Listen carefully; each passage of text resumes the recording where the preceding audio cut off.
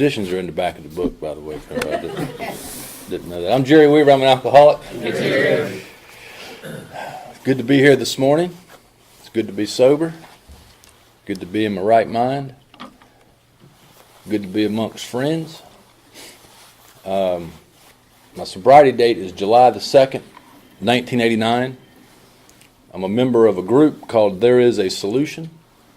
We meet in Holly Springs on Tuesday and Thursday at 7 p.m. at the Methodist Church. Good group, Alcoholics Anonymous. We're what kind of popular nowadays is to say we're a three-legacy group, but we try to take advantage of everything that Alcoholics Anonymous has to offer. So we talk about steps and traditions and topics that are important to alcoholics, and we try to stay involved in the local service structure, area service structure, and GSO, and with the local intergroup.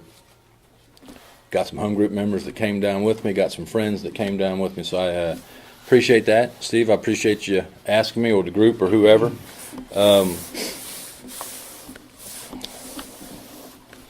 I've said this often, I'll say it again. If you're here this morning, you probably either somebody told you to be here, or you just ain't got nothing better to do on a Sunday morning, and your life is boring, and or you maybe want to try to learn a little bit, or go a little deeper with just understanding of principles. I'm a guy that could not stay sober prior to Alcoholics Anonymous. I tried a lot of ways to get sober and to get my life in order through psychiatry, church, family trying to hang out with me and protect me. I tried reading books and exercising and eating fruit. We got fruit here this morning. I don't know if that'll keep anybody sober, but I was just in a delusion, and really didn't know what was wrong with me until I was sitting in a detox one morning, and the guy from Alcoholics Anonymous came and talked to me, and basically just kind of told his story, and an identification happened. And prior to that moment, I was a guy that had thought I was unique. I was isolated from the world, thought I was different. Nobody had done the things I'd done. Nobody had felt the way I felt. Nobody had beaten up both of his parents and committed suicide 3 times, and on and on and on and on. And when that guy basically told his story, all that changed. And it wasn't an immediate change, but I just knew that there was something about that guy that was different than me, and there was something about him that he knew kind of what I'd been through. And in Alcoholics Anonymous, we call that identification. And the book kind of does imply and say that if there's no identification, there's no recovery, that the identification has to happen. And that for me, that's what broke that isolation. And one of the things that guy said to me was that he hoped that when I got better that I would pass this along. I know now he stole that from Bill Wilson, but that's what he said. He said he hoped that when I got better that I would try to help other people like he was helping me that morning. And so I got better, and that's basically what I've been trying to do is trying to help other people. But I was a guy that when it's kind of funny. I remember the very first tradition meeting I went to. I wasn't sober very long, and when I got to the meeting and found out that it was a tradition meeting, I left because I just didn't think that traditions had anything to do with me, and I had heard these kind of people whispering that traditions and stuff like that was politics and it was business and that it really didn't apply to individuals. So I left that meeting and done that night before it started, and I think I went to a meeting in Benson so I could talk about my problems and why my wife wasn't coming back, because I had a need to be heard and to be understood and stuff like that. And I know now that was obviously was false, and it was bad information. That traditions are just as good for the individual as they are for the group. Matter of fact, if you read the long form of the traditions, they actually talk specific. A lot of them talk specifically to individuals, not to the group. It tells us kind of how to act and how to get along with one another in the group and in the fellowship. I will say this: I'm not an expert on traditions. I'm not an expert on history. Don't claim to be. I'm just going to share my experience, which is what we do in Alcoholics Anonymous. But I do believe that traditions are. It doesn't initially appear this way, but the traditions are more important to a newcomer than the steps are initially. In that the traditions basically ensure that when a new person gets here, that it doesn't matter who they are or what they are, that there's going to be help provided to them. The traditions ensure that when they get here, that nobody's going to ask them to fill out an application or an assessment or ask them for money. The traditions basically put in place safeguards, if groups are following them, that when somebody shows up wanting help, that there's going to be help here. And that's initially what gets somebody started. It's not pounding them in the head with steps in the book. It's those traditions that are in place in the group that basically allow that person to come in and get help. So I've always kind of thought that they were more important than the steps initially.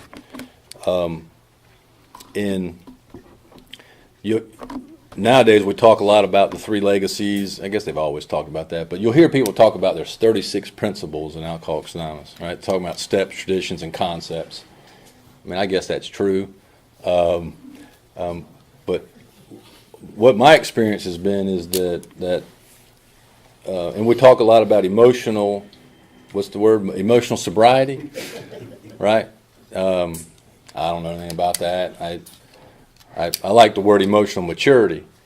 It's funny that Bill Wilson wrote an article on emotional sobriety, and before he wrote that, there was some stuff that people in Cleveland wrote, which if you kind of look at the history, the Cleveland folks were always kind of in conflict with Bill, or they were always kind of battled each other. The Cleveland folks wrote something on emotional maturity, which is a little better for me, before Bill wrote the thing on emotional sobriety. But it really talks about the principles of the traditions and how to be responsible, how to be mature, how to act grown up, how to not suck your thumb when you don't get your way, which I love doing. And how not, you don't run when things don't go your way. You learn to respect different opinions, and it's a pretty good pamphlet. It's not AA approved, but it's out there. And then the 12-step talks about principles before personalities. And for me, one of the best kind of guidelines for emotional maturity or emotional sobriety, and one of the best guidelines for how to practice principles all my affairs is the traditions. Is using my imagination and keeping an open mind and breaking those traditions down to, hey, how can this apply for me? How can I apply this at home and at work? Not just in the AA group, but how can I take these and go everywhere? And the first 9 steps of our program, for me, they basically healed me. Those first 9 steps helped me to come into a relationship with God. And those first 9 steps helped me come into a relationship with other people. When I looked at my character flaws and I wrote that stuff down and shared it with somebody and then went back and started making amends to people, it got me right with people and it got me right with the world. And so the question is, if I've gotten right with God and with other people and with myself, then how do I grow that? How do I expand that? Well, we do that through steps 10, 11, and 12. As well as for me, by taking those traditions, the 12 traditions are all about unity and all about, getting along and being effective. And if I've come to a place where I've gotten a relationship with God, then how do I grow that? If I've gotten to a place where I have a relationship with other people, then how do I grow that? How do I stay unified with others? And I would submit for me that the way that I do that is through trying to practice those traditions. Now,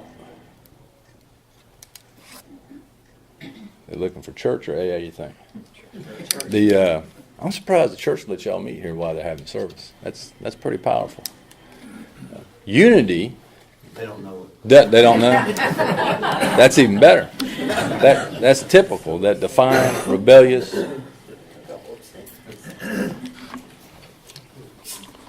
Unity is not always when sometimes in AA when we talk about unity or we talk about how we're all. It seems like everything's great and wonderful and we're all feeling good. Well, practicing unity or being unified does not always mean love and peace and everybody's getting along and everything's perfect. Sometimes it's compromise and kind of getting along to get along and letting other people have their way. Sometimes it means doing what's best for somebody else that may not be what I think's best for me. It has very little to do with who's right and who's wrong. And doesn't have a whole lot to do with comfort and feeling good. The alcoholic's desire to be comfortable and feel good, I mean, basically, it was running whole society in the ground. I mean, we think we got to feel good and we got to be comfortable all the time. And all the things we do to make that happen basically are contrary to what we're taught to do, is to have a relationship with God. And I'll chase everything else but forming that relationship with God. And that's what the steps tell us, that the purpose of them are for us to have a relationship with God, for us to have a conscious contact with God. It's not chasing other things. And the way that I do that, obviously, is through the steps and through trying to grow. And so if I'm going to try to practice traditions, in the literature it tells us that it's all about self-sacrifice, laying aside personal desires and personal ambitions for what's best for the group, what's best for folks that I'm involved with. And so for me, I ask myself the question is, do I really want to use love and tolerance as my code? Or do I just want to read it in a book and say it's good for them but not quite good for me? Do I really want to be a peacemaker? Or do I want to be divisive and abusive and antagonistic? Do I really want to give up my pride and my selfishness? Or are those just things that are good, for every once in a while? Or do I really want to practice that as a way of life? Do I really want to live a life of inclusion? Do I really want to welcome all and try to help all? Or do I pick people apart and look for the differences, and then I let those differences basically block me off from them? Do I really want to bring God into all of my activities? It talks about that in the big book, that we should bring God into all of our activities. So I got to ask myself, do I really want to do that? Or do I want to pick and choose? I like picking and choosing sometimes. Do I really want to live in the truth and the light? Or just part of the time live in the truth? So those are questions that I've got to ask myself. And do I really want to practice principles in all my affairs? Or is that just something I want to talk about on Tuesday nights at the home group so I can sound good? The book talks about patience, understanding, kindliness, and love. Are those principles that I really want to practice in my life? Or those things that are just, again, good to talk about? The first tradition also talks about that we're a small part of a great whole. Before I got sober, I was always less than or greater than, just depended on the circumstances in my life.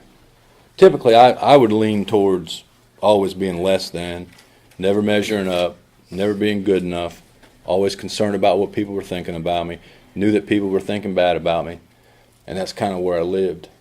And then I'd get enough of that pent up to where it would get into anger and rage, and then it would go to the other end. I'm going to show people who the hell I am, right? And then it would just kind of come out, and so I just kind of teetered between better than and less than.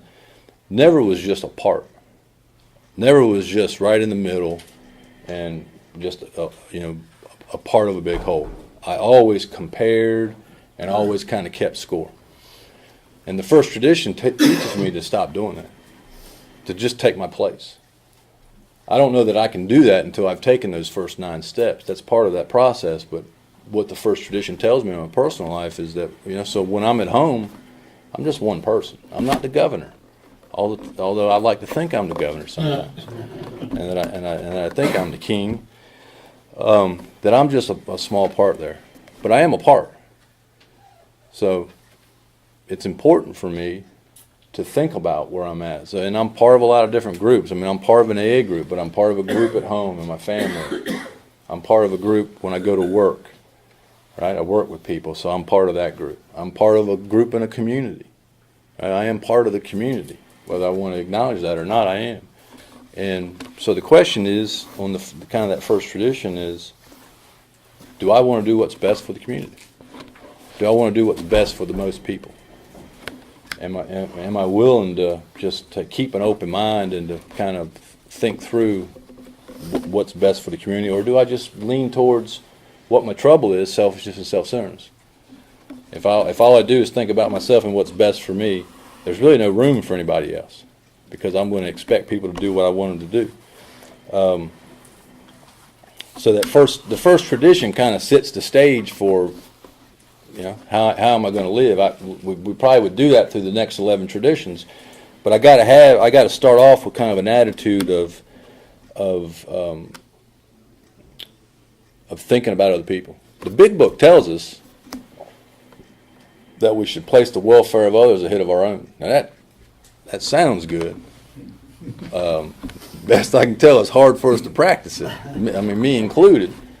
But it's a good principle to live towards. That doesn't mean neglect myself. That doesn't mean don't take care of yourself. Right? I mean, the best thing we can do for others in some cases is to do what's best for us, take care of ourselves, just to make sure that we're spiritually fit and that we're healthy so that we can help other people. The second tradition, I'm going to come back to the first tradition here in a little while. The second tradition talks about a loving God. And that's what the steps brought me into. It brought me into a relationship with a God that was kind and loving. Keep in mind, the book tells us that the term God in AA is just a term, that people use their own conception. So I would encourage you to do that when I use the word. But it talks about a loving God that expresses himself through the group conscience. So personally, for me, I got to ask myself, the first question I ask myself, do I let a loving God direct my thoughts and my actions? Right? So am I bringing God into all my activities? The second step of tradition also talks about the group conscience, meaning that the group conscience should guide. So the group conscience guides the AA group. I should allow the group conscience to guide my what I do outside. So meaning, if I'm at home and I want to make some kind of decision on something, I probably should talk to my wife about it before I do it. Right? If I'm at work and I want to make some big decision, I should probably seek the counsel of people that are at work instead of just going off half-cocked. This also, for me, that has taught me how to listen. So, and if I'll use the home group, or a true group conscience in Alcoholics Anonymous means that we've gotten a lot of input from people. A group conscience means that we've heard from all sides. You all right over there? Mm-hmm. Okay. That's my mating call. Is that what it is? Is he on the way? Is it coming? It will be. Okay. He might have heard it.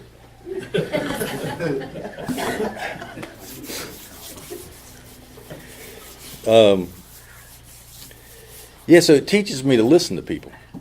Because if I don't listen, I can't hear God inside of you. If I don't listen, then I can't learn new things.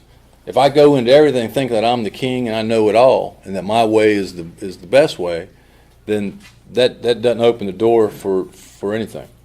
So if I'm gonna truly kind of hear what's best for a group, I've got to listen. If I go in with an agenda and I just hold to that agenda, then I'm not listening to anybody. And I'll even do that. I'll give you an example of this here. One time I'd gone to the grocery store. Long story short, anyway, I bought some potato chips. I bought a bunch of stuff at the grocery store, but my wife opened up this bag of potato chips, and she ate a couple of those potato chips, and she says, "These potato chips are stale." That's all she said. Now, what I heard was, "You dumb son of a gun, how could you go to the grocery store and buy potato chips in a bag that's not opened and they're stale?" And I immediately got defensive, like, "Well, you go buy the potato chips the next time." I mean, all she said was, "Potato chips are stale." She didn't say, "Jerry, why'd you buy these potato chips? I mean, they're crappy." So, right, I mean, I got these filters that hear things different. And this tradition has taught me to kind of listen, seek to understand before replying. The 11th step instructions tell us to pause, right? I would submit to you that the word pause is one of the most important words in the book once you've been sober for a little while, because it teaches us to stop before we react, to bring God or a principle into it before we make these knee-jerk reactions. So I've got to learn to listen to people, right? And a lot of times somebody will come and talk to me, and then while they're talking, I'm immediately filtering what they're saying through my experience. And I want to relate it to me. And I'm formulating a response before they even get done talking. And then when they get done talking, I just start telling them, what they need to do based on my experience. And that sounds like a good idea, but in some cases it's not. That what this tradition has taught me to do is that I should listen without responding. That I should try to understand all the information. And that I should keep my mouth shut while they're talking and listen for the truth. Listen for God. Listen for where they're coming from. There's that prayer in the 12 and 12, that St. Francis prayer. It says, "Seek first to understand, then to be understood." That's the second tradition. It tells me to try to understand people's opinions and people's ideas, and to really kind of evaluate all that before I make any decisions. It also tells me that I should be okay with just a consensus. I should be okay to settle for something that I can live with, even if it's not exactly the way that I wanted it to. And it also has taught me to trust the process of things and trust people's decisions. That if a group makes a decision to do something, that I should, even if it wasn't what I wanted, because that's what the group decided, I should go with it, whether I like it or not. Now that's hard for some of us to do, but that's what the tradition tells me to do, and that I should let a loving God direct my. I had an experience with this. Well, I've had a lot of experiences with it in business, but I think some of y'all have heard this story. But it was a long time ago when the cell phone business was just had just started growing, and we started opening up. I worked for a cell phone company back then, and we started opening up retail stores. And I'd been given this position to open up these retail stores in Raleigh, and there were a lot of people that were aggravated about it. They thought that they should have had gotten the position. But anyway, we opened up this one store, and we were trying to cover a bunch of hours with limited people. And so I was in charge of the schedule, being the manager of the store. And so I'd put these schedules together just by myself and then post it. People would see it, and they'd get aggravated because they didn't want to work this time or work that time. And it hit me one day. Now, I know this probably was not new information to people that had been in the retail business, but it hit me one day that maybe I ought to get the input of all the people that actually have to work. Right?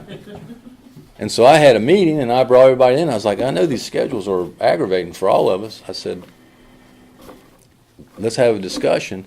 And I basically said, you guys figure out the schedule. And you know what? Instead of everybody going, oh, they were excited. And they actually, all 6 or 7 of them, figured out a schedule that worked for all of them. Never had a problem. Right? They would look at the hours, they'd figure it out. And so that's where the council of many is better than just the council of one. That bringing people together and trying to have power with people instead of power over people is way better than just one guy trying to dictate stuff. So, and it's okay to disagree with people and to still be friends. That's another concept that's like disappeared in around here for some reason. But you can actually, have different views and different opinions of people and still get along with one another and still try to be helpful. The third tradition talks about that AA membership ought to include all who suffer from alcoholism, that it shouldn't depend upon money or conformity. So Alcoholics Anonymous is very inclusive. Actually we're very exclusive because you have to have a drinking problem, to be a member. So we're exclusive in that we only help drunks. But we're inclusive in that we'll help any drunk. So Alcoholics Anonymous, in a sense, is non-prejudicial. That's a word. Right? There's no prejudice in the tradition. It doesn't matter how old you are, or how young you are, what your color is, what your religious background is, what your socioeconomic status is. That Alcoholics Anonymous will help you no matter who you are. That we welcome anybody that has a problem with alcohol that wants help. Well, nowadays, some places they'll help you no matter who you are, but we would prefer for you to be a drunk or have had a problem with alcohol. We also don't demand, well, the tradition doesn't. There are some groups that do, but the tradition doesn't demand that you believe anything or that you conform to anything. That membership in AA is not dependent on conformity or money. So you can keep your piercings, you can keep your tattoos, you can keep your facial hair, you can wear what you want to wear. Now, we might suggest you not wear certain things, but basically you don't have to conform to anything to be a member of Alcoholics Anonymous. So for me personally, what that means is that as an AA member, I should try to help anybody that wants help. That I shouldn't try to pick and choose who I help. I shouldn't try to help people that just look a certain way or have lived a certain way. One of my first real experiences with this was and I grew up in a family was somewhat prejudiced towards certain peoples, and but I was sober. I guess at that time I was probably sober less than a couple of years, and I was taking a meeting into a prison, and a guy asked me to sponsor him he was African American and full blown Muslim, and I mean before I got sober, I would never even thought about talking to that guy. But the guy asked me to help him. And the tradition taught me that, yeah, I'm going to help you. And so me and him became great friends. Matter of fact, that prison let me go in and meet with him outside the meeting, which at that time was pretty unusual there. And one time I had got him to the third step, and they'd actually let me meet with him in an office. And there was a glass in the door, and a guard was watching us. And we got down on our knees to do the third step prayer, and the guard saw it, and he busted in, and he said, "What are you guys doing in here?" I don't know what he thought we were doing. I don't know if he thought we were making out or if we were trying to dig a hole or whatever. But I can remember I looked up, I said, "We're praying." And he was like, "Oh, okay." And he left. But if I had been practicing the old way of life, I would have never helped that guy. Personally, it also has taught me in my personal life to try to welcome all and to not to not have a prejudicial view towards certain people, and to be welcoming and to be kind towards all. Even in my family, try to welcome alternative styles of life, because I want to be helpful. And if I'm talking bad about certain people, or I'm judging people, or I'm shutting people off from the family or from my life because of certain things, then I can't be helpful to anybody. I can't be helpful at all. When I was another business story, at one time I was managing, well, all of North Carolina, but we were trying to grow stuff out in eastern North Carolina, and I was trying to hire a sales manager to manage that territory. And I was brought up and kind of taught to always hire the best person for the job. Right? It didn't matter what their gender was or what their race was. I always interview people kind of fairly and impartially and hire the best person. Well, in the early 90s, the best person for this job was this African-American woman. And, man, when it was found out that that's who I was trying to hire, there were a lot of people in that organization that said, "Are you sure this is the best person for that job? And are you sure you want to do that? What's the tobacco farmer in the John Deere tractor going to think when she shows up?" And I was like, this tradition taught me to stick to my values and to stick to what I thought was right. And we ended up hiring her, and she did an excellent job. She went on to actually be a vice president. This tradition, really, when I started practicing that in my business life, this tradition taught me to do that, right? To try to be exclusive and to do what's best. It's helped me to challenge old ideas. And, in my family, we've got nieces and nephews that have gone way off with people. Well, they've made different decisions on kind of who they marry and who they date. And, there's lots of folks in the family that don't like some of that stuff.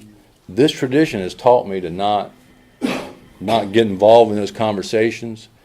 It's taught me to support the decisions that people make, whether I like it or not. The good thing about that is this tradition has got me to the point where I'm neutral on it. That's fine. I mean, I really don't have an opinion. If that's what you want to do and you think that's what's best for you, I'm going to support you. That's the third tradition. The fourth one talks about, this is a good tradition. I mean, it's kind of turned into one of my favorites, because what it says is that alcohol, as it relates to AA, is that Alcoholics Anonymous lets a group do basically whatever it wants to do. It says, we're going to give you complete autonomy and flexibility to conduct your business however you want to. We just ask that you don't do anything that's going to damage another group or damage us. So basically there's a lot of flexibility and freedom, but there's an awesome responsibility too. Right? So it's basically saying, hey group, you can try whatever you want to try. You can do whatever you want to do.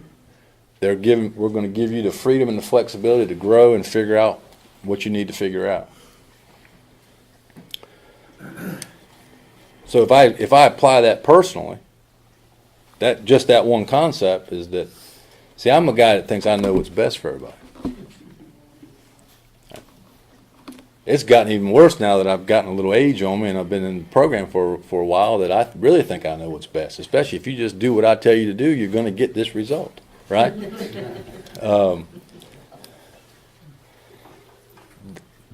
So that concept's got to go. And what that means is that I should give other people the freedom to have their own experience. That I shouldn't try to stop people from having an experience. I don't need to save people from making mistakes. Let people make their own mistakes. Let people learn and grow on their own. I don't have to do that. There's a lot of freedom in that. And that's how people learn. And that's just kind of having love and respect for other people.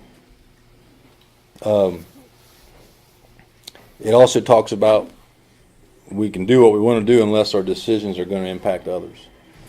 So from a personal standpoint, this kind of ties into 1 and 2, that I should be conscious of other people that are involved in my life, and that I shouldn't make decisions that are going to impact them without talking to them first. Right? So if me and Susie and Julie were going to we drove up here together, if we made a decision that we were going to leave here today and just drive down to South Beach for a couple weeks and party and have a good time, I probably should call my wife and ask her about it first. Right? That's a funny example. But if I'm going to make a decision to buy a Corvette today, I probably should, talk to some people about that before I do that. Back to the workplace, there was a time where I managed a region, and the company had 3 regions. And, they were big on trying to keep things consistent and the same throughout the country. But we had a little of a kind of a ability to make some of our own decisions. And so whenever I was going to make a big decision on some kind of a promotion or some kind of sales campaign, I could have probably done that without asking anybody. But because of this tradition, I always would run that stuff by the other 2 guys to see if they wanted to participate or if they had any ideas. That's just common courtesy and having respect for other people. Just because I can do it doesn't mean I should. Right? That I should think about how my decision impacts other people. I shouldn't do anything that's going to harm anybody. So it's this one here gets you out of a lot of trouble. Keep you from having conflict with people.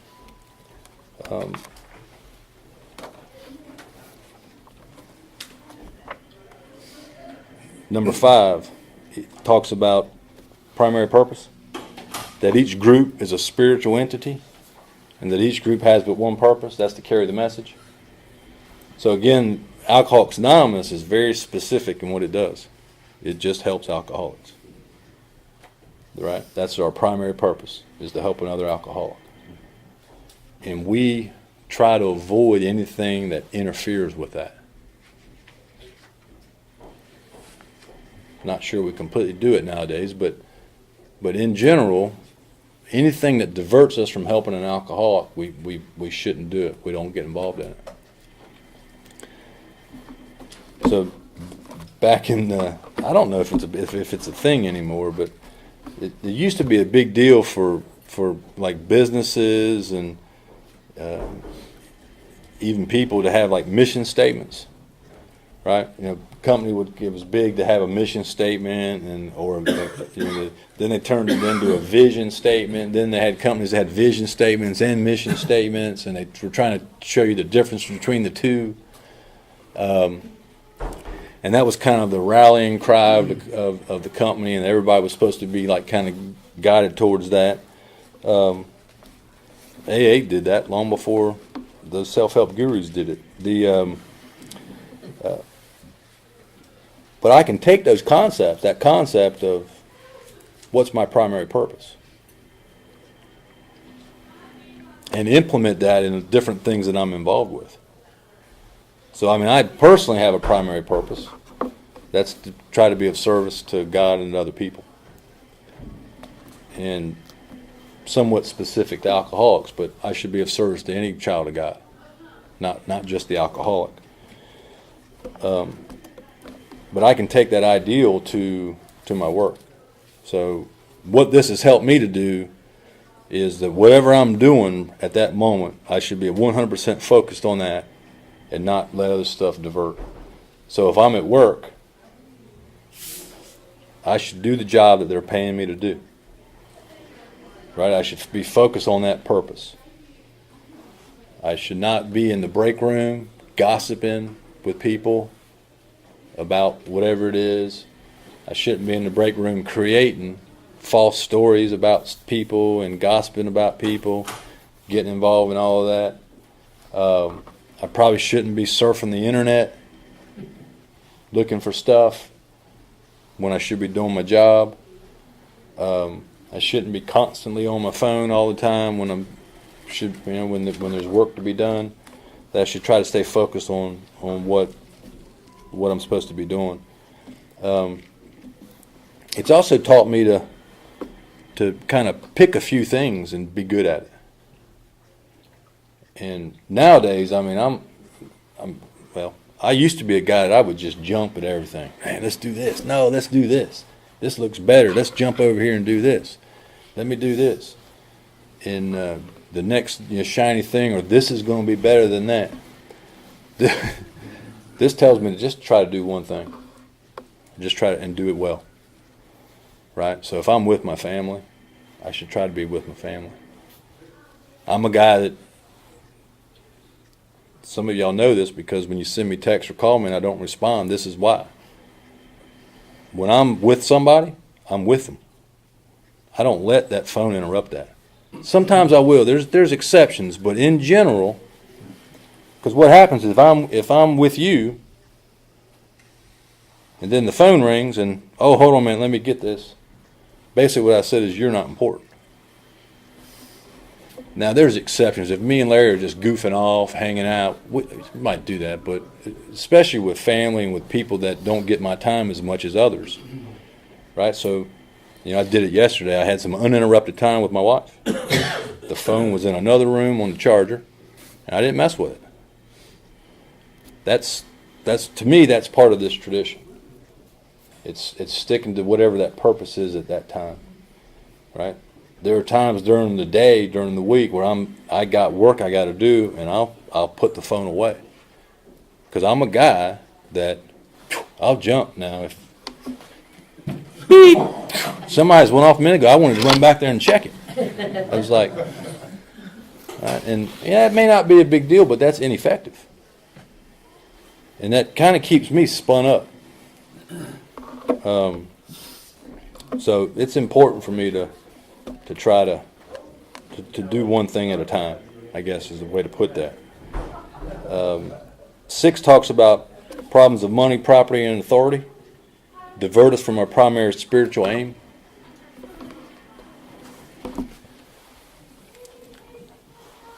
One of the best traditions. This is why people relapse right here. Because we let property. So property could be, the quest for material things. It could be a person. She's my property. I may not say that, but that's what I'm thinking in mind. I own this person. I let that relationship become more important. You got some more coffee? Yeah, free too. Is it free? Thanks. Money, right?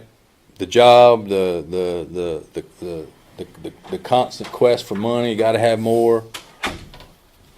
Authority, thinking that I've arrived somewhere, or that I'm in charge of something, or that I know better. There's nothing wrong with having a lot of money.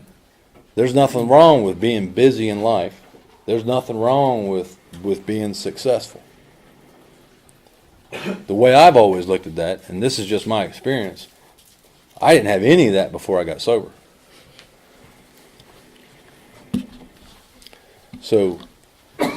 So anything I have today, if it's financial success or success in a relationship or being helpful in the community, being successfully materially, all that came about because of Alcoholics Anonymous and the God that I found in Alcoholics Anonymous. So the idea that I'm going to put this in a position of more importance than my spiritual health, that's a recipe for disaster for me. Because what happens is the job becomes more important than helping somebody, or the job becomes more important than going to my home group. The going out for dinner on the birthday becomes more important than actually going and helping the newcomer, or I could have gone on the birthday the day before or the day after. I've never understood that personally, but I understand why people would want to do that. There's a lot of other days in the week, though. my point is that I let that stuff become more important, and then I start forgetting to pray and to help people. I start forgetting to go to the group. I start forgetting to read and to meditate, and then I get sick. And the next thing you know, the nonsense comes back in my head. I'm disconnected from God, and the idea of drinking probably will become okay. And so that's why it's important for me to not let that stuff become more important. I look at all of it as it's a gift. I mean, all that stuff is a gift and a blessing as a result of living a certain way of life. And so I got to continue to live that certain way of life regardless of that stuff. That stuff's going to come and go. It's going to grow and shrink, or it might keep growing for some of us. But I can't let that dominate me or determine my well-being. I can't be dependent on it. So for me, the most important thing I can do, the busier I get or the more successful I get, the most important thing I can do for that is to pray and help somebody. That's just kind of the way that is. The busier I get in life, the more I need to pray.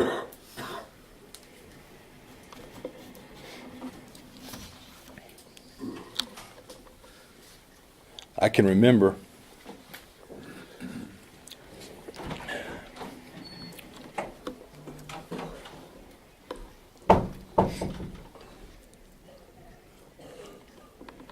one time I had won this award or this trip to San Francisco, and I didn't really want to go. I had more important things to do, which was basically go to the prison and help somebody. But anyway, I had to go on this trip, and I remember I flew out there in a nice airplane. They picked me up in the limo at the airport, and I'm sitting in the limo in traffic on the way to the Ritz-Carlton, and I know people love that stuff. It just never was my deal. I enjoyed the company airplane, but that was about it. Having to avoid their airports, but I can remember sitting in that car, sitting in traffic there on the way to the hotel, and all I could think about was those guys at the prison. And I was wondering what they were doing that night. I wasn't going to be there. That's Alcoholics Anonymous. I mean, that ain't me. You think you'd be happy to be there. And I was grateful to have had the experience, but I would have much rather been sitting in the prison, helping the guys. I walked out of a meeting one time. We were negotiating a huge deal with these guys that were ultra arrogant.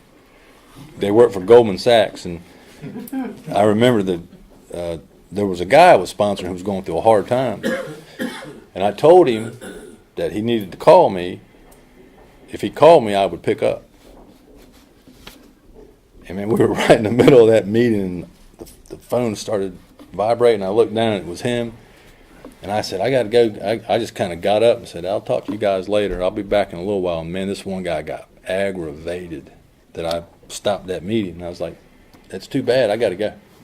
I stepped out and took the call. And again, that's just another thing where, I had to be true to myself, and I had to try to honor that commitment. And that guy's well-being was more important than me making a paycheck, to me. That's what Alcoholics Anonymous gave me. That's the sixth tradition.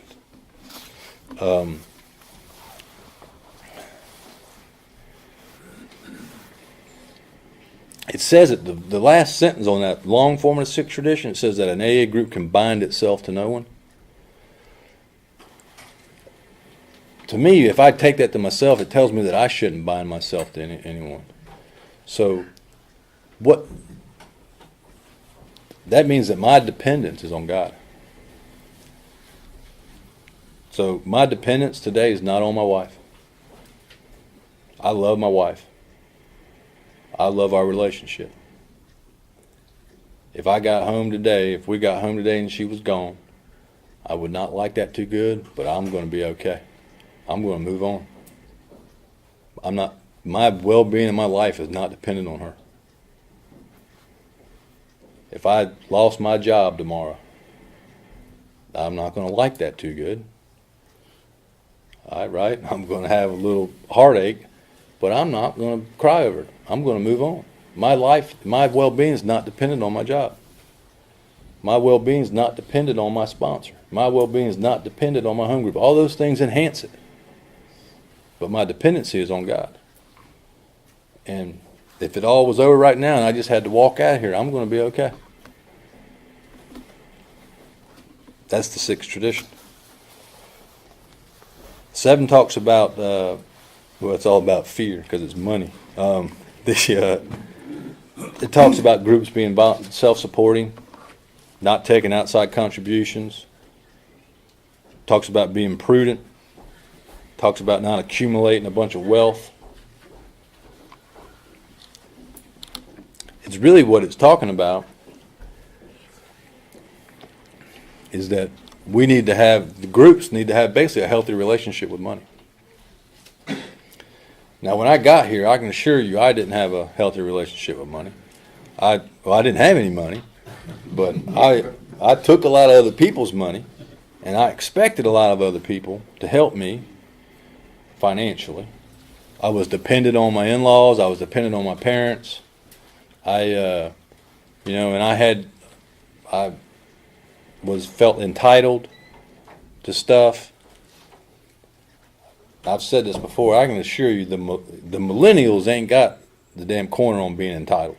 We can say that they are, but man, that's nonsense. Every group that's ever come up had some kind of entitlement. Maybe my grandparents didn't, but I did. And that's just kind of what I brought here.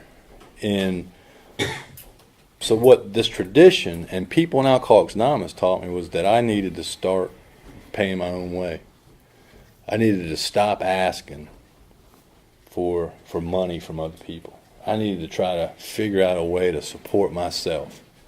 I needed to, if I couldn't afford it, don't do it. And that I learned that fairly quickly in Alcoholics Anonymous. I learned that through a few ways. I learned that through the basket. Right? I was taught to put money in the basket. The action of putting the money in was way more important than the amount. So a lot of times I'd put coins in. I was still giving. I learned it through the amends process. Right? So, I'm a guy that kind of got through those steps quickly and started making amends at about 8 weeks sober. And part of those amends were financial. Right? So I learned to go back to people that I owed money to and organizations that I owed money to and make arrangements without having money.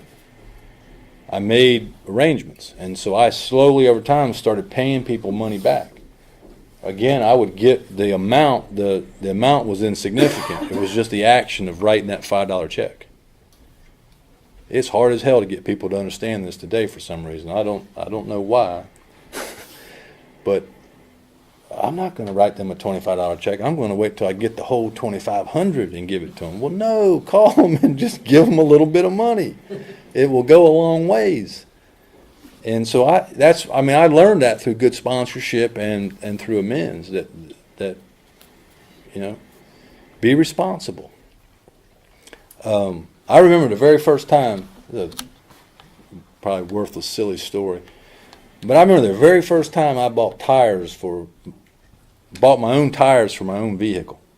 I thought I was, because I was a guy that I relied on my dad to take care of all the car troubles, and I would just kind of force it on him. And I had this old beat up Buick that Shaggy he finally had sold it to me for, I think it was $225, but it needed tires on it. And I remember the first time I went and nobody was involved. It was just me. I went, picked the tires out, got them tires on. I was so excited about it. I gave this guy like a $20 tip for putting the tires on. He was like, "What's that about?" I said, "Man, just take it." It was just a sense of accomplishment. The first time I'd ever really done anything on my own. Those are the types of things that they just kind of helped me. And I can honestly say that I think since I've been sober, I've never asked my parents for money. Never. I never asked my in-laws for any more money. I could have used it sometimes, but I didn't because of this tradition, because of what people taught me, that I needed to be self-supporting. Now I can tell you this, because I didn't ask for money, I did sober. I ran up some credit cards. And I was sober for several years, and I had made like a bunch of amends, but I was still hopelessly in debt. And because of this tradition, I'll never forget it. Me and my wife, second wife, we kind of put out a budget, looked at what we owed. We put a plan together. We prayed about it. We brought God into it. We stuck to that plan. And way quicker than we ever thought, we were out of debt. Because this tradition taught me to do that. And when we brought God into it, our relationship with it changed. And I started to have a healthy relationship with money. I'm not afraid of it anymore. I'm not afraid of not having any. I'm not afraid of having too much. It's just, I don't know how to explain that. But after I was sober about 5-6 years, it's just never been an issue. And I've never chased it. I've never worried about losing it, although I've lost a ton. It's just, I don't know, God removed that from me. If it was all, I probably shouldn't say this now because it might happen, but if it was all, if I was just completely broke like today for some reason, just keep on going. I mean, what? Plenty of people here that's going to help me. But I don't let it dominate me today. It used to. It used to dominate me.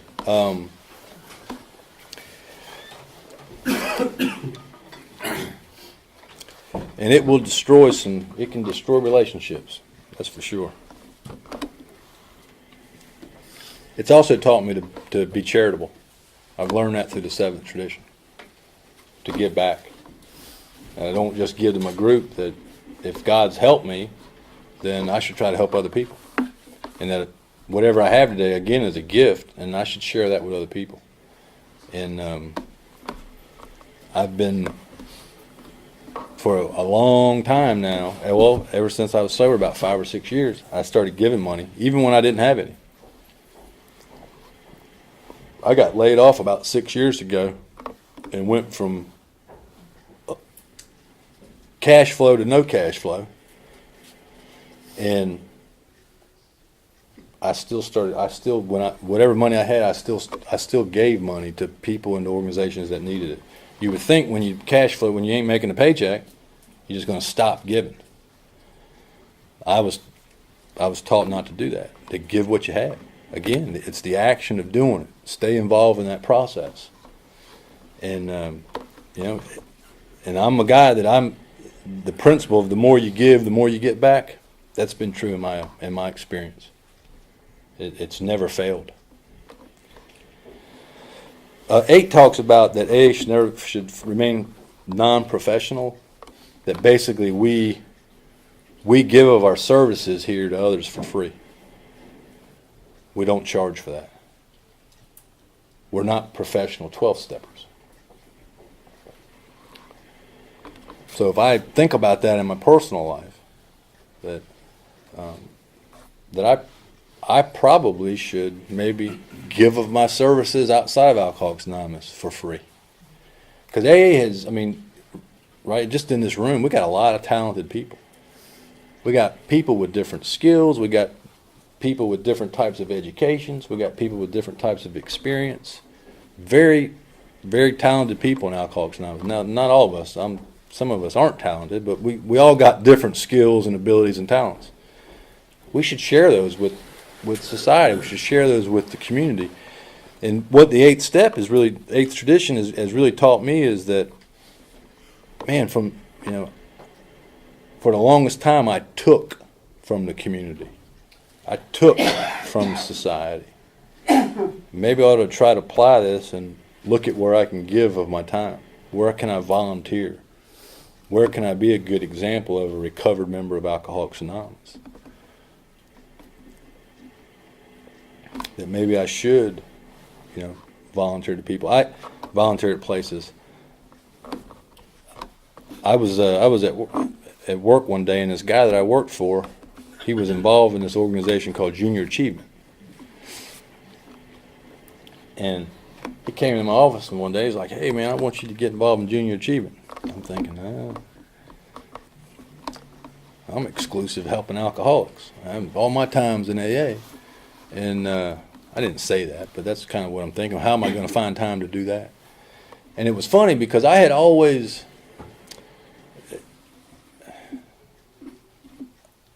kind of thought about giving back to the school system. Because I was, like a lot of us, I was a terrible student. I mean, I was a rebel, and I just caused chaos and confusion for several school systems. And so I always had thought about how am I going to give back. And what Junior Achievement does is they teach kindergarten through 12th grade. They go into schools and they teach classes about capitalism and business principles and kind of how manufacturing works and how a pen gets made and sent, and sold and stuff like that. And so I saw it as an opportunity to kind of give back. And so I actually became on their board for a little while, but more importantly, I got trained on how to go into the classes and teach the students. And so that's something that basically came from this tradition and came from Alcoholics Anonymous, that because, I was sober and being responsible, a guy, took it upon himself to ask me if I wanted to get involved, and I was able to go in and teach third graders and sixth graders business principles. And I don't know how people can be. If you're a school teacher, God bless you. Especially them sixth graders. My God, they were unruly. Rough bunch. I loved the third graders, but again, that's Alcoholics Anonymous. I couldn't have done that on my own. So we should try to carry out what we learned to other people and be willing to do that. It does also talk about Alcoholics Anonymous. AA can't rely solely on volunteers to conduct some of its business. So they hire people with skill sets to do certain jobs, and they pay those people a good salary or the going rate for whatever job it is. So they'll hire a professional to do a certain job. Now, this is a little comical, but the other thing this tradition has taught me to do is that if I don't know how to do something, that I should hire somebody that knows how to do it. Right? Yeah. Some of y'all have heard that story about the hot tub. Right? So I had a problem with my hot tub, and instead of calling somebody that could have fixed it, I'm like, I can fix this hot tub by myself. So what went from about a $60 repair turned into a $400 repair after I messed with it. Right? So if I had called a specialist to start with and just paid him, then I probably would have got out for about $75. But instead, since I was dealing with it and burned up a couple circuit boards, it cost $400. Right? So it's okay to seek outside help and to get people to help me. But see, that's part of my problem is I think I know everything. I think I'm smart enough to do everything by myself. And sometimes it works out, but most times it doesn't. 9 talks about AA has the least possible organization.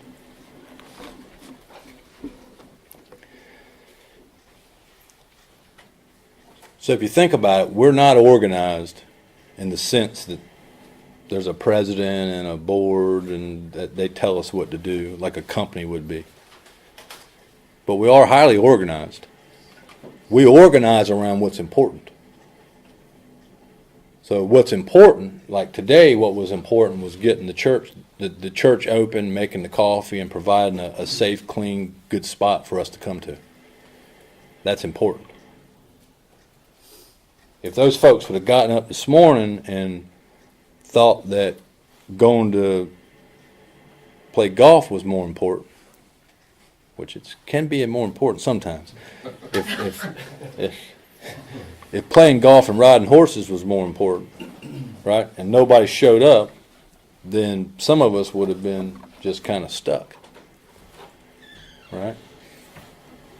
So we are highly organized, but we organize around what's important.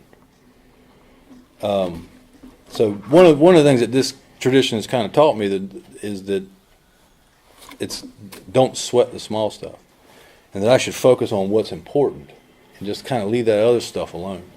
And my experience has been time and time and time again, if I'll do the few things every day that's important, all that nonsense that dominates my head, a lot of it just takes care of itself. Or that it disappears. Or I'm given enough time during the day to figure out what I need to do with that stuff. But it's funny how I naturally just kind of start focusing on all the little nitpicky stuff that don't amount to nothing. That's what I got to do. Instead of the few important things. Pray, show up on time for work, do what they tell me to do, help somebody, right? Be there for my family, be there for the people in AA, pray, maybe pray some more. And so that's kind of another thing that this tradition has taught me, is that if I'll take care of what's important, the other stuff kind of, God will take care of that stuff. Sometimes other people will just show up and take care of it. Maybe God's using them for that. And then it goes on, the longer form talks about leadership in Alcoholics Anonymous, talks about trusted servants, right? That we are leaders in Alcoholics Anonymous are trusted servants. Now, I don't know about anybody else, but before I got here, you couldn't trust me to do anything. I mean, you could trust me to lie to you. You could trust me to make a commitment and not show up. You could trust me to steal from you. And just all in all, I mean, you just couldn't trust me for anything worthwhile. And the ninth tradition, now keep in mind that long form of the ninth tradition is different than the short form. And they stole some stuff out of the long form of the ninth tradition and put it in the short form of the second tradition. I don't know how that makes sense. But this has taught me how to honor commitments. It's taught me how to be consistent. And I heard a guy say one time that one of the most spiritual things that an alcoholic can do is to be consistent and to show up. Because we never do. And we're inconsistent. And the ninth tradition, when it talks about being a trusted servant, if you trust me to do something, then I should do it. Right? In Alcoholics Anonymous, if we give you a job as something, we trust that you're going to do the job. This tells me that I should do that job. So even outside of my life, if my work gives me something to do, or my family asks me to do something, I should honor that commitment. It's funny now. I mean, my family they never trusted me for anything. I can guarantee you today, and they would always question things and all that. They don't do that today. If we got something going on and it starts at 3:00, and I told them I was going to be there, I'm going to be there. They don't call and follow up. Hey, are you sure you're coming? They used to do all that. They don't have to anymore. Because over a period of time, I've proven to be trustworthy.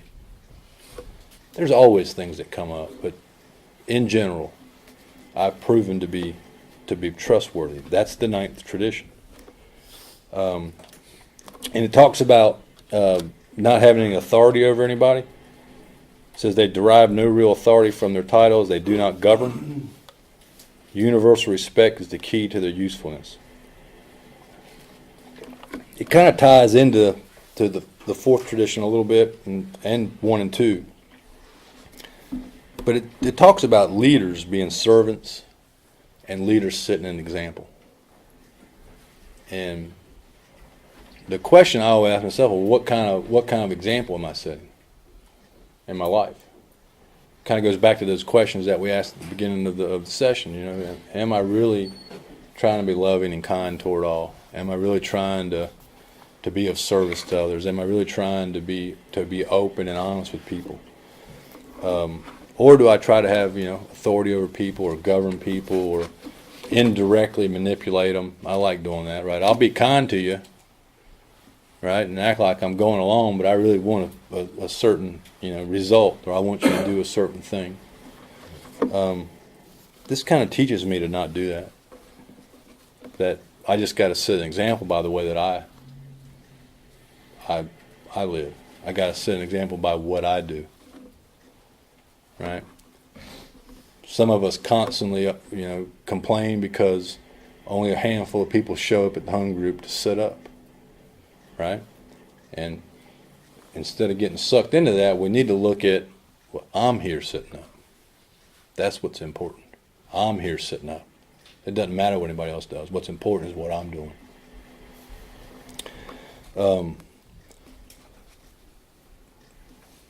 So number 10, this one's tough nowadays. It talks about not having that AA doesn't have any opinion on outside of controversial issues. It's one of the greatest things that Alcoholics Anonymous ever made a decision to do, was that Alcoholics Anonymous made a decision that, hey, we have absolutely no opinion on anything outside of what we're doing. So we have no opinion on religion. We have no opinion on politics. We have no opinion on reform. We have no opinion on anything other than how can we better serve the alcoholic. So, Alcoholics Anonymous opposes nothing. Right? So they get asked all the time, what's your opinion on this? What's your thoughts on this? And our response is always, we have no opinion. Right? So for the most part, that's kept us out of controversy in the public. There's been a few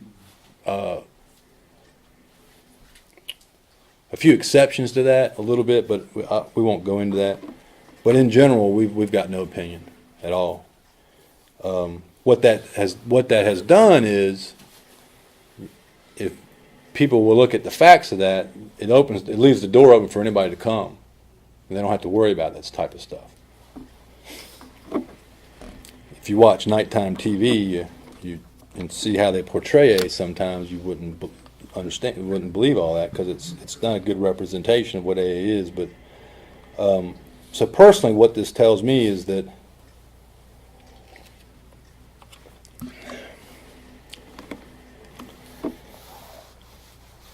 it doesn't mean that I don't have opinions on stuff. I mean, obviously I do. And I got ideas on things. But I shouldn't express those to the point to where it cuts me off from being of service to people. I shouldn't express that to the point to where it causes me to break the law. I shouldn't carry that to the point to where it causes me to be verbally or mentally or emotionally abusive to somebody. That it tells me that the truth doesn't need to be defended. That I don't need to argue with you about an issue. That the truth is the truth. Problem is, I'll argue with you even after you've agreed with me. And I mean, it's like this tells me to avoid all that, and that I can have disagreements with people and still be friends with them. That I can still, not completely understand your views on stuff and still be friends with you and still unify enough to help others.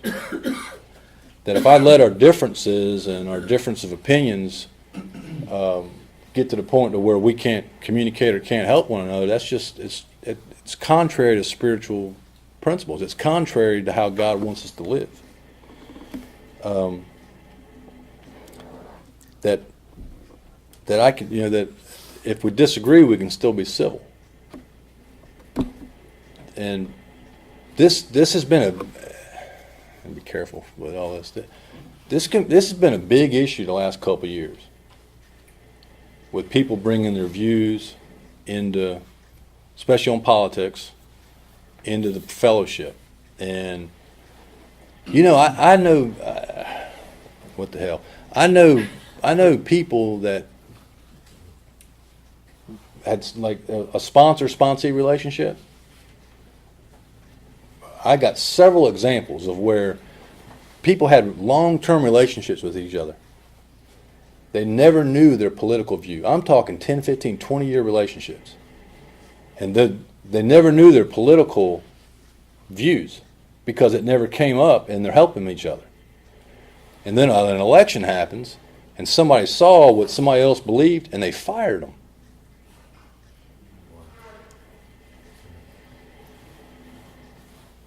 Because of their view and who they voted for. It's very strange. That's contrary to what any of our teachings teach.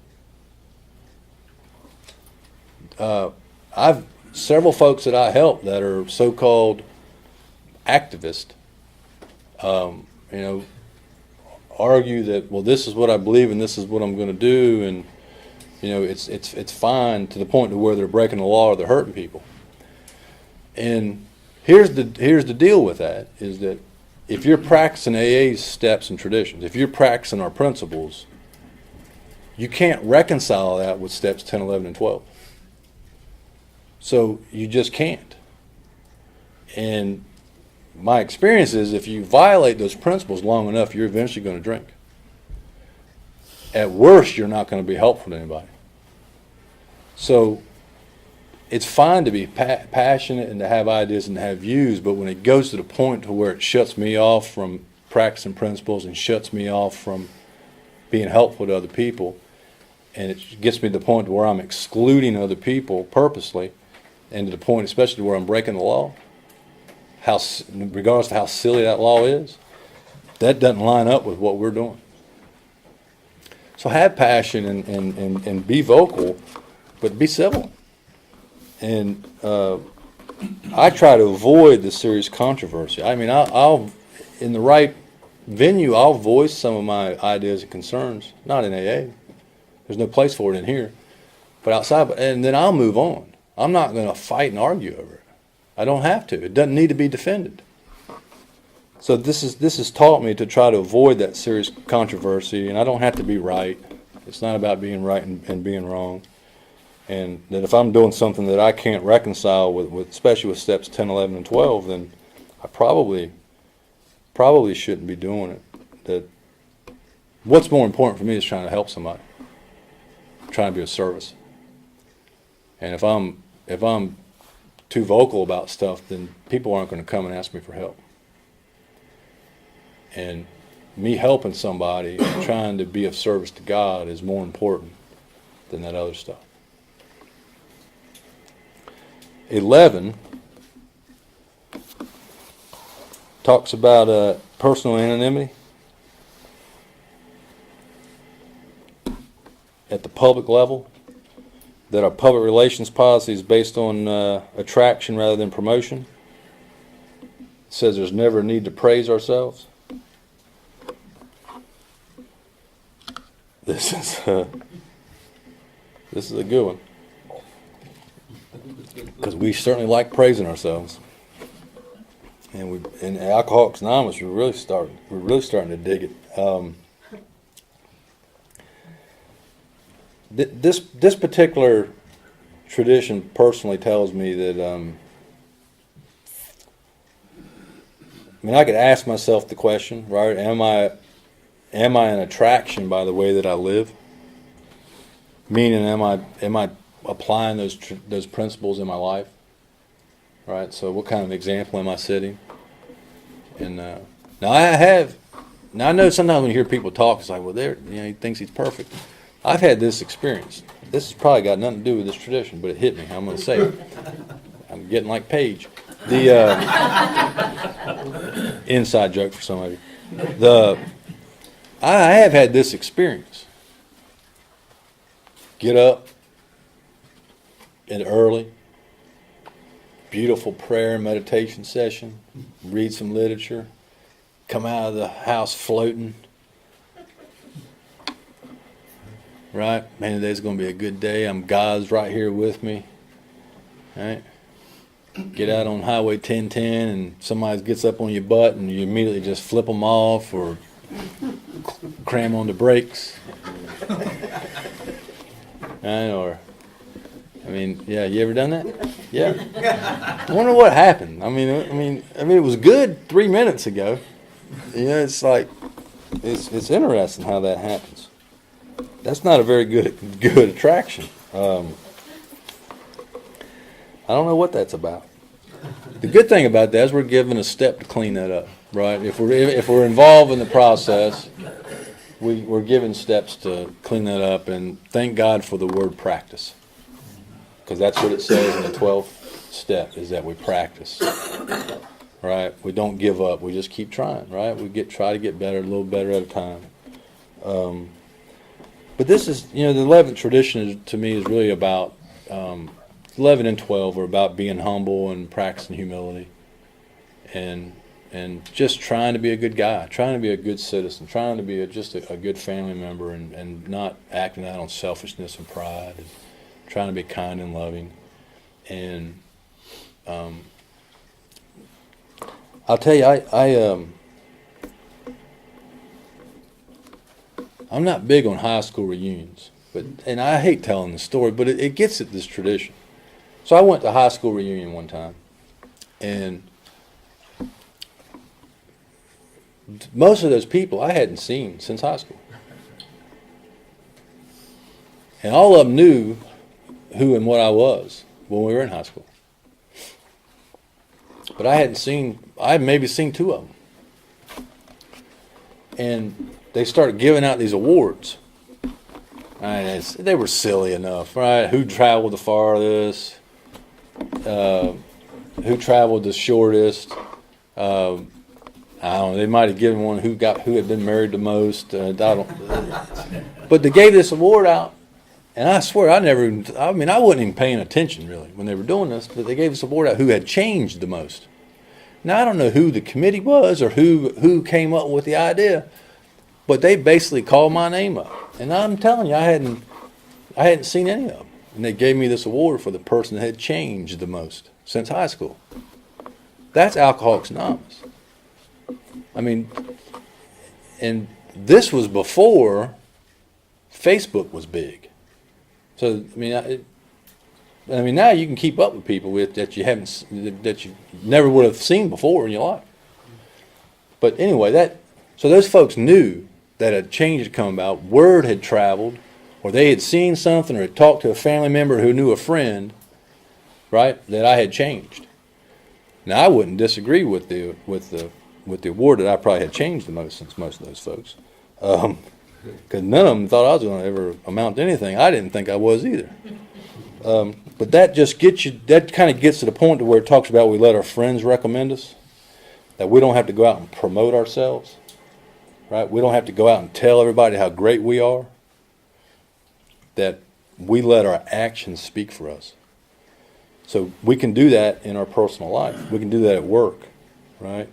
We don't have to constantly tell everybody all the stuff we've done. We don't have to tell them how great we are. We show them by showing up and doing the actions and doing what we're supposed to do. Maybe doing a little more than what we're supposed to do. And I worked in a company for a long time, and some people get aggravated when I say this. I never asked for a promotion. I never asked for a raise. What I did was I volunteered to do stuff without being asked. I worked late and never had to point it out, right? I did things above and beyond, I guess, what I was supposed to do just because I wanted to, because I had learned that in Alcoholics Anonymous. And when it was time for a promotion, it just came. When it was time for a raise, it came. I had to be patient, though, and let that happen. There were many, many years I sat there, man, this ain't working out. These folks just don't understand who I am. By the time I'd say that, something good would happen. I didn't have to promote myself. My actions spoke for me. That's what this is talking about.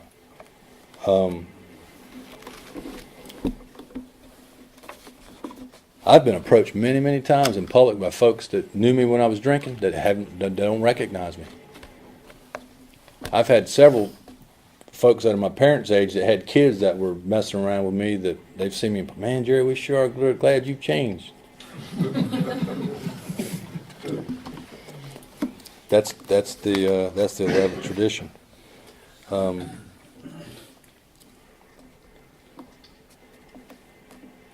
12 talks about this. talks about anonymity and place principles before personalities. And that we shouldn't let our great blessings spoil us. So again, this is talk. Sometimes anonymity and humility can be difficult to talk about. I think anonymity is probably one of the least understood concepts in Alcoholics Anonymous.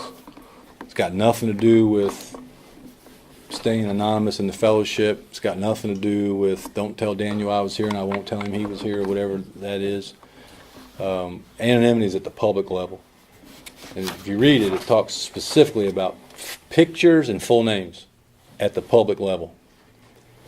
That's what it's about. It's not about keeping secret, and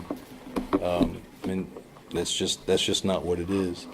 And the 12th tradition is more about our walk and being humble and trying to not be braggadocious and to not go out in society and say, look at me, look at me. But we do want people to know about our principles. We do want people to know we're members of Alcoholics Anonymous. We do want our doctors and our lawyers and our family and the community to know that we're members of AA. Because when they see the change in us, that's how they know that if this guy's got a problem, call Steve. Right? If we stay hidden, then they don't know that. And there shouldn't be any fear with me of people knowing that.